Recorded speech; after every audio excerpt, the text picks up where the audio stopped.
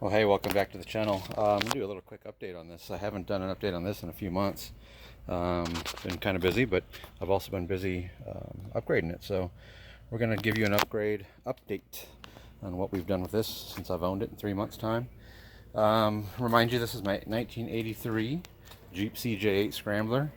This is the Renegade package, not the base, not the top of the line Laredo, but right in the middle, the Renegade.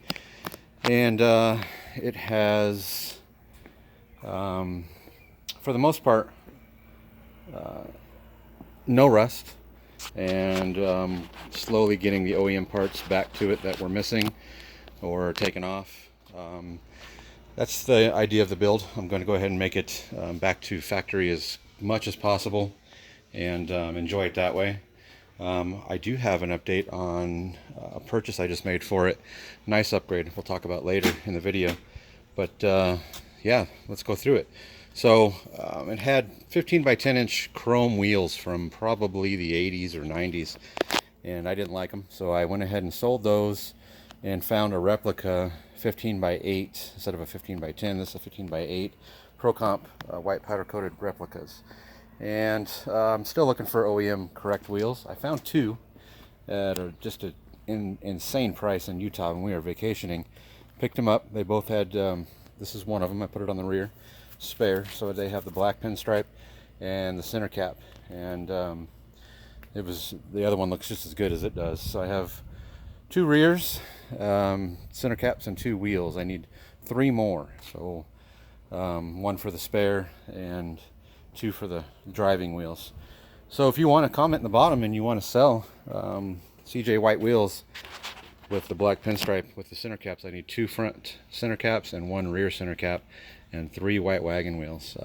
But I'll get them. It'll happen.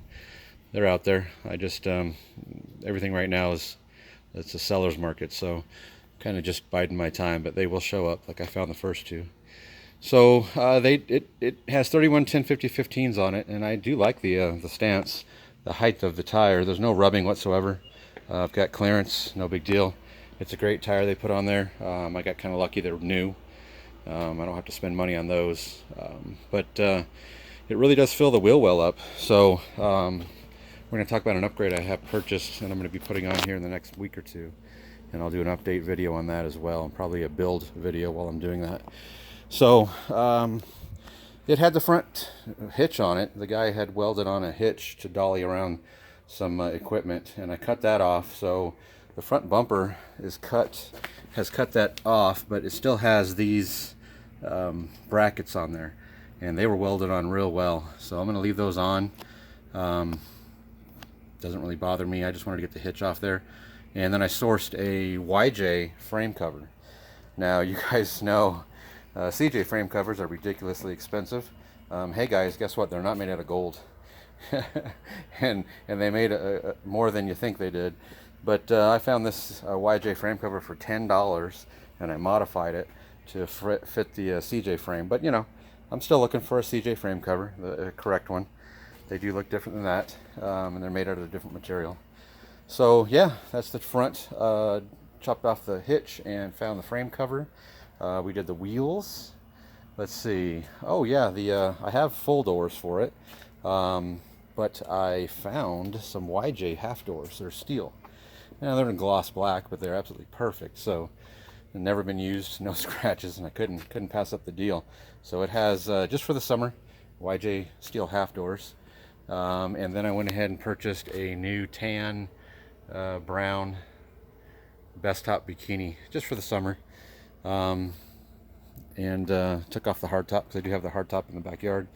So you know, it's real fun in the summer, just cruising around, going to car shows, and I like the look. It's pretty handy in the summer. And let's see, front sway bar links, they were shot. The bushings were shot, so I went ahead and instead of replace the bushings, I replaced the entire link, and it came with new bushings. So I went ahead and did that, as well as I serviced the front diff cover because I wanted to see what surprises I might have had in there. So there's a really nice, shiny, clean, freshly painted diff cover. I serviced that, no surprises, thank goodness. No teeth, no shavings, and freshened up the fluid. and it's a shiny Dana 30 ready to go again. So that happened, a little bit of maintenance. Let's see what else. Oh yeah, I went ahead and found a pick apart. When I went and found my wheels, I stopped off at a pick part in the western slope of Colorado and found a center console, black one, no key, but it has a lock. So I went ahead and popped that in there. So it's got a period correct center console. Now this this Jeep has a interior paint coat of slate blue with blue denim seats, and that's not extremely rare. Kind of like garnet red. That's more rare, but it's not the easiest thing to find. So right now it's got black on black. So it's got black seats that don't belong, black dash pad that doesn't belong, black center console doesn't belong. So I did source on the interwebs this blue slate grab bar, and it's leather wrapped. So that is period correct from the 80s. Now I know this model of Renegade didn't come with that. It just came with a painted blue steel grab bar, but I just wanted to get that in there, you know, upgrade it a little bit and start the blue transition, as hard or long as that may take me. But that's what that is. And of course, if you don't remember, this was spec'd out with AC. The only thing that's not correct there is the radio from the right out of the 90s. That's going to go away. So, and the sun visors, and of course those are modern tan ones, and those need to be blue as well. So I need to find the sun visors, the dash pad, the seats, the door cards, you know, all the easy stuff. But it'll happen. No rush. You know how these things go. Might take years, might take months, might be today. You never know. But yeah, the biggest piece would be, if you are noticing, the NOS wood sideboards on the bed. Now those are not replicas, those are not duplicates. Those are the real deal from 1982, and they have a stamp on them to prove that. And a care card right out of the factory. And I'll kind of bring the camera over here to show you. The stamp is underneath, so that's going to be really difficult to find, but I do have a picture of it. So the care card is in there, and it just tells you from the factory how to treat the wood, how to keep it alive and looking fresh and nice. So really interesting story on these. I found a fella on the interwebs that had a great story about a warehouse that he had access to back in Ohio, and these are what they call NOS seconds. So they never were put on anything. They were just stored as seconds. They might have had a blemish, a little nick, you never know. But they were deemed seconds and not used for production vehicles, and they were stored for 30 plus years in a warehouse, nice and dry and everything. So these have been completely built and finished from the factory, and I mounted them right where they're supposed to be. Now on this roll bar, if you know, there might be two, maybe 1.5 to 2 threads that came out of the factory. It's like a self-tapped roll bar, and that's just not enough, or they usually just give up. I mean, 1.5 to 2 threads isn't going to do the trick. So I went ahead and modernized that with some nutserts. So I drilled the hole out and put a modern nutsert in there, and it's the same size bolt that would have been used back in the 80s to mount those. So those are on and permanent, the way it's supposed to be, the way it would have come, and I love them. So that is a big find there for me. And then if you're noticing the rear bumper, that is a factory spec bumper. It's supposed to be white. Like I said, it's a Renegade, so it would have been white, not chrome like a Laredo, but it did come with the non-slip stick right there, so you don't step on it and slip off. So it's kind of like a sandpaper stick, so you don't slip off. That's there, and underneath all that, rattle can is white.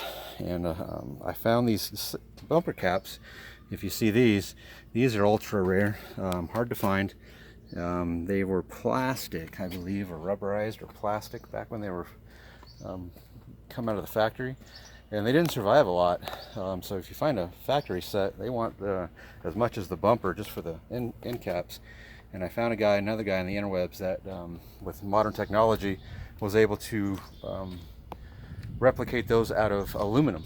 So those are solid aluminum with placements where the mounting screws would be, exact holes, matches right up to the bumper, and they bolted right on.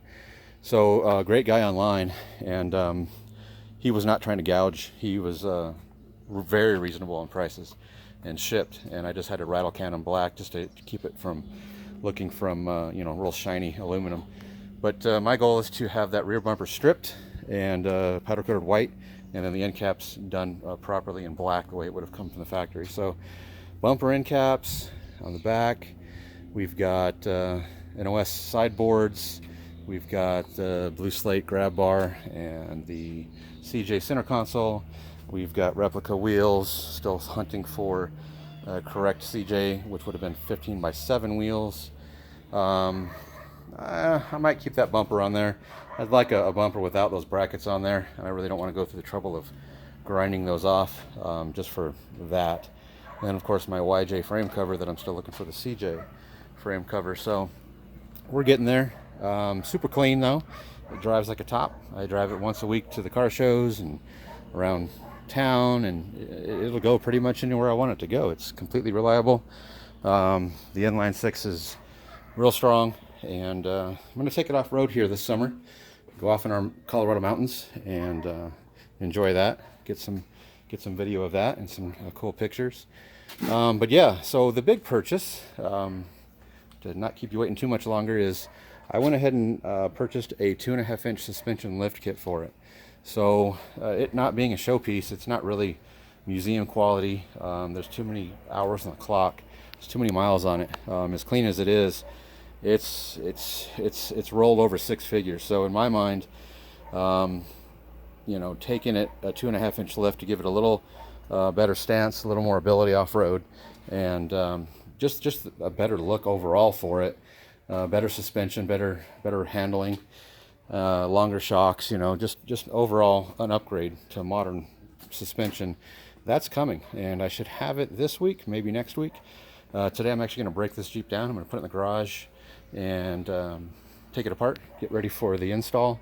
I'm going to park it right next to the big 84 wagon, and we're going to go ahead and put that 2.5-inch lift on. 4 springs, extended U-bolts, 4 shocks, new bushings all the way around. It's gonna ride real well, and the stance is going to be a little bit more aggressive, you know. So those 31s fit the truck well, but they fill the wheel well up about as much as I like, and so I want to get a little better stance in there, a little height out of it, and that'll happen this probably in the latest, the end of July. So you know how COVID is with the supply chain break, but I should have those parts here sooner rather than later, and I'll go ahead and install that lift on there. So I hope you enjoyed the video, a little update, and if you do, subscribe, like, share, comment, and until the next one, thanks, bye.